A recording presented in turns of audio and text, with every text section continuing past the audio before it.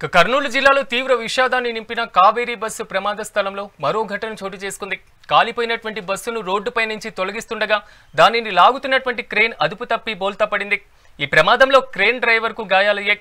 చిన్న టేకూరు వద్ద దగ్ధమైనటువంటి వేమూరు కావేరీ ట్రావెల్స్ బస్సును రోడ్డు పక్కకు తరలించేందుకు అధికారులు చర్యలు చేపట్టారు. ఈ క్రమంలో బస్సును క్రేన్తో లాగుతుండగా బరువు కారణంగా క్రేన్ ఒక్కసారిగా అదుపు తప్పింది. దీంతో రోడ్డు పక్కకి ఒరిగిపోయి బోల్తా పడింది. ఈ ఘటనలో గాయపడినటువంటి డ్రైవర్ను వెంటనే చికిత్స నిమిత్తం సమీపంలోని హాస్పిటల్కు తరలించారు.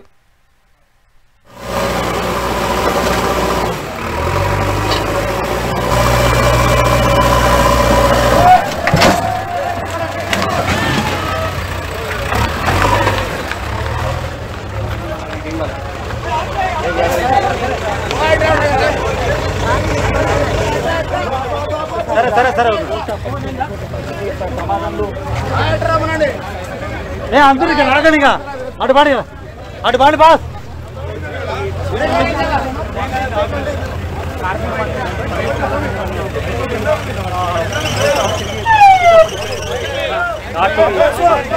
సరే రండి